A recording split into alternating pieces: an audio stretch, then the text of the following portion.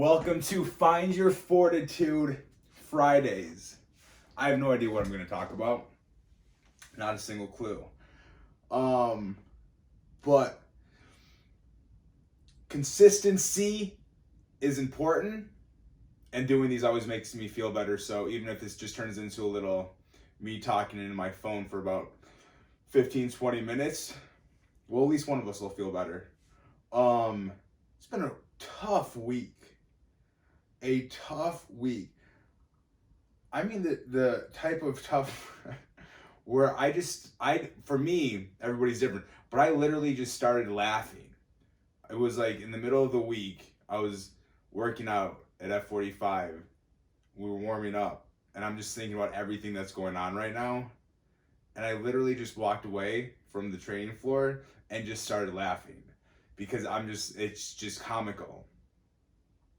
And for me, that's my outlet, because I'm not want to get mad at other people or the circumstances, because I can't control that stuff, but I can control my outlook on it. And so obviously it's easier to do these videos when I feel good and I have a real strong message to get across. But I haven't even gone to the gym or ran or anything. I haven't even eaten today, and it's 1:30. But I need to stay consistent with this, because this is the most important thing in my life, in the sense that I want to do this. I want to be a motivational speaker, and even though this is very small, this is something that is a step for me to get to that point. So with that being said, I think it's good for you to know, for the point of this podcast, because every week needs a point to grab your fortitude. So my fortitude right now is just doing this. And I think it's important that you need to understand that even when things are going wrong, even when everything's going wrong, first off, that's life. I heard this Buddha quote. Buddhism's great, but it was just life suffering. Suffering is life. One of the, I don't remember which way it went, but I think it's just suffering is life, or life is suffering. I don't really know, but it's true. It's like, without the bad, you don't know what the good is. Without the darkness, you don't know what the light is. And so when I would be crushed, like these past couple months, since that wonderful show finished filming, on the beautiful beach, if I didn't have a good outlook, a good perspective, I would be crushed. I mean, I wouldn't be able to function. And even though I don't always do the best job functioning and getting stuff done that I need to get done, I think for the most part I'm getting there. And so for the takeaway is, why be stressed out, or why and especially with everything going on right now, this is just crazy. It feels like, I don't even know what it feels like. It feels like it's out of a movie, with all the virus and everything getting shut down. But I think, especially with the try to isolate yourself, everything in quarantine and stuff, taking time and reflecting on why you get stressed out, or why certain things defeat you easier than others, why it's harder for you to overcome certain things that bring you back to a certain place. I've started to notice people in my life that I call roller coaster rides, because there's highs and there's lows. They're like, it's a high or low. And I think I need that in my life with certain things, but not too many, because it gets tiring. But just being aware of people or relationships or circumstances or situations that it's like a roller coaster, or other things that are just a constantly drag, an energy drainer, other constant things that are always bringing you happiness, things you should be around more, and just reflecting on all of those things so you can just be more aware of it.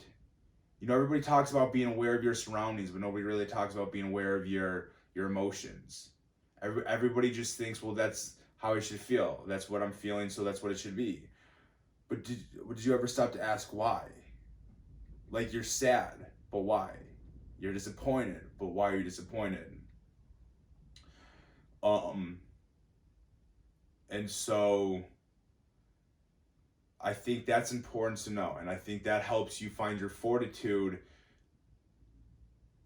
if you can control how you feel when you're down.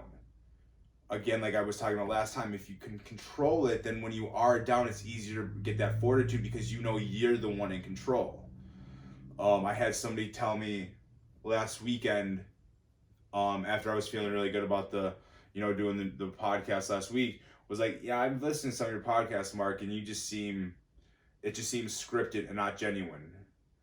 And the not genuine part, it's like, you must not know me at all. And that hurt. Like, that hurt me to say that I'm not genuine with this.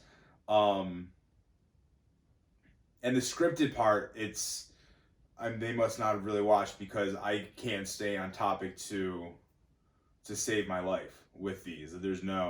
I'm all over the place. So it's definitely not scripted. But that bothered me. But because I'm in a place where I'm so aware that somebody's perception of a situation is just a reflection of their attitude.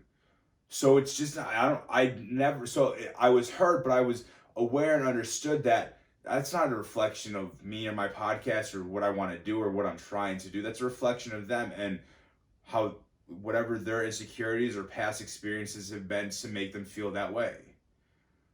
And so a lot of people, and I guess that can go towards if you ever get torn down by somebody else's words, and I've heard it a million times, and I think we all have, like, it's not you, it's them, it's just how they're feeling. It doesn't show it. They're not telling you the type of person you are. They're telling you the type of person that they are. And it hasn't, that I've always heard it, I've always said it, but it hasn't really clicked because I kept asking why, and I keep trying to figure out more and more why people are the way that they are. And it's just not, and I brought this example up the other day. It's like if you find, and it's just a crazy example, and I'm not saying that you're nosy or that you eavesdrop, but if you ever see like a couple fighting in public, whatever you think they're fighting about is a reflection of your past experiences. And so it's not going to be the same as the person that's next to you thinking why they're fighting. It's all them. It's like the mind. And I'm so fascinated and I'm so intrigued with the state of mind and a mindset and perception.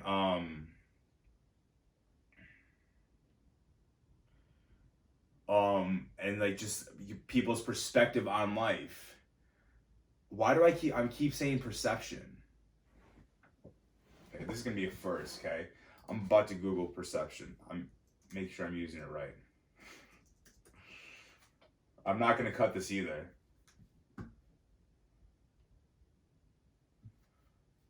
To the ability to see, hear, become aware of something through the senses. Yeah, perception. You ever say words so much you forget what it means? Well, I know I have a great perspective. What's the definition of perspective? The attitude regarding something, a point of view. So perspective is point of view. Perception is the state of being a process of becoming aware of something through the senses. See, now we're just going to add to Find Your Fortitude Fridays. I'm just going to start doing word of the day. And I'm okay to admit when I'm like blanking on perception and perspective. Okay. But anyways, so that's what it is. And it's like, and again, it's related to you. So however your attitude is about something, ask yourself why you're feeling. What have you been through? What have you gone through? Because it's not yours, as Will Smith said, it's not your responsibility, man, I really need to start writing things down so I can actually say them correctly. But it's not your responsibility to change what's happened to you. It's not your fault what's happened to you, but it is your responsibility to change your attitude on how you look at it and how you get through it. something like that. Like I'm gonna get better at this. I'm gonna start writing everything down. It's your responsibility. It doesn't matter what's happened to you, but it is your responsibility to how you move forward. And so we're really all over the place with this one today, but I did do it. I hope you were able to take something out of it. This has been a very tough week for me. I feel better. So let's find your Fortitude Friday. Little lackluster, find your Fortitude Friday, but we did it. And so let's just wrap this up with another takeaway. I've said about 10 takeaways, but one final takeaway is, that's what I was going to talk about, because I finally did a Q&A on Instagram, so I got a lot of messages about staying motivated to go to the gym. How do you go to the gym every day? And with my one-on-ones, people, the gym's hard, cardio is hard.